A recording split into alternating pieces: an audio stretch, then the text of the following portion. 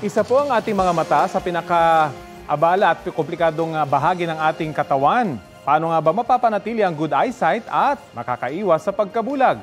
Ngayong Sight Saving Month, nakasalang po sa Balitang Hali si Philippine Eye Research Institute Director Dr. Leo Cobillan. Magandang umaga po sa inyo at welcome po sa Balitang Hali. Magandang tanghali po sa inyo, Sir Rafi, at sa mga nanonood dito sa Balitang Tanghali. Opo. Dito po sa Balitang Hali, bibigyan linaw natin yung ilang paniniwala at haka-haka. Kaya ang tanong, talaga ba?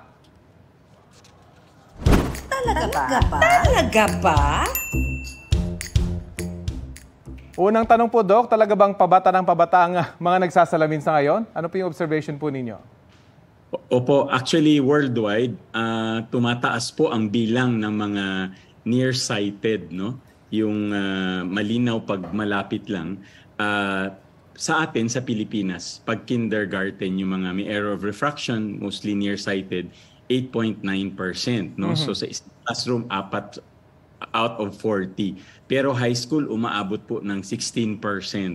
So dumadami po. At saka worldwide po, dumadami, parang tumataas ang bilang ng mga ito. Doc, saan ina-attribute ito? Ano kayang dahilan?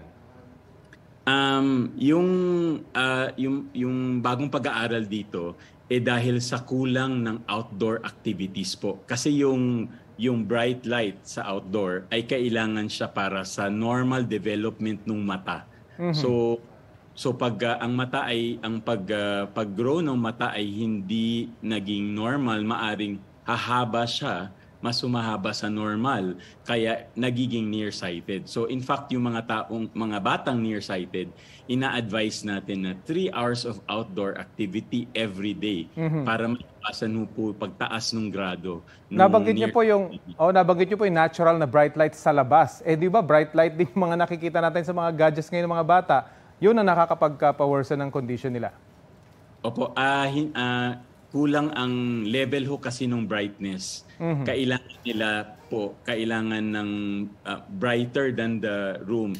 Yung sa gadget naman po, dahilan po sa inactivity pag sila ay nasa screen. Kaya merong tayong ginagawang limit para sa mga pag less than 2 years old po, talagang as much as possible, walang screen time. Pag 2 to 5 po, 1 hour lang yung screen time.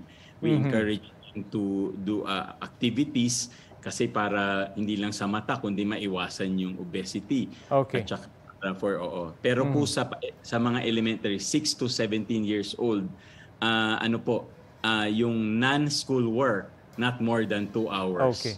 Kaya lang nagiging babysitter na ng ilan ng mga gadgets ngayon, hindi ho ba? Sunod na talaga ba magiging 20/20 vision ulit kapag kumain po ng kalabasa, kamote at carrots? Ano po ba talaga? Actually po, yung meron tayong tinatawag na vitamin A deficiency. Ito po nakaka-cause po ng night blindness, may mga infection at saka eye diseases, no? However po, dahil sa kung nakikita na lang natin ngayon dun sa mga malnourished children. Although marami pa rin mga school children na may vitamin A deficiency, pero hindi ito enough para makakos ng problema sa mata. Pero gayon pa man din po, ina-advise natin that they have good diet, may gulay at saka sinasabi natin palagi para complete yung vitamins ay gulay na iba't ibang kulay po. Pero marireverse po ba kapag lumabo na by taking itong mga sinasabi niyong gulay? Sa umpisa po, pag early lang yung cause ng vitamin A deficiency, pero pag later on, nagkaka-complication na. Isa pong sunod na talaga ba, nakakalabo daw ng mata kapag natutulog na basa yung buhok? Ito po ay myth, kasi po, natulog kayo na basa yung buhok, nagkaka-headache. Minsan, associated sa headache yung mata, kaya sinasabi nila baka lalabo ang mata mo. So wala pong katotohanan yon.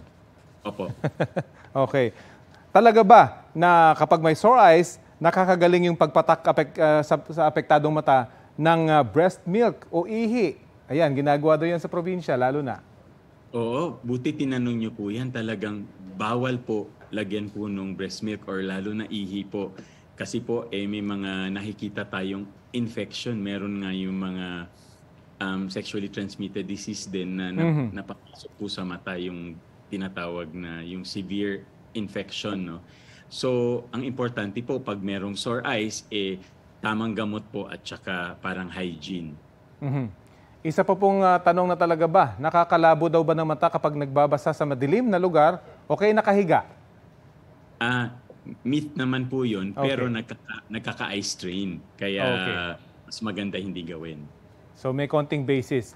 Bilang panghuli po, ano po ba yung tinatawag na 20-20-20 bilang pangangalaga po sa mga mata? Oo, yung paglalo na karamihan na nasa screen sila or nasa computer, ina-advise natin po yung 20-20-20. Ibig sabihin, every 20 minutes tayo ay nagpapahinga ng 20 seconds by looking far. Pag ang relaxed position kasi ng mata ay far, pag kayo ay tumitingin sa screen nyo, ang mata mo ay nag-accommodate kayo nagtatrabaho siya kaya nagkakaroon ng eye strain. So we have to rest every 20 minutes.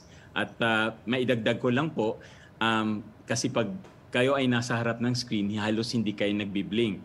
Kaya nagda-dry yung mata. Kaya dapat po yung screen mas mababa doon sa level of the eye, no, para medyo nakatungo po yung mata mo at ang bukas ng mata hindi kasing laki kaysa pag nakatingin ka sa harap ng screen.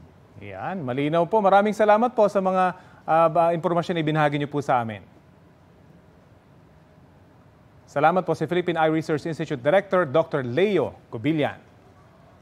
Kapuso, alamin ang maiinit na balita. Bisitahin at mag-subscribe sa GMA Integrated News sa YouTube.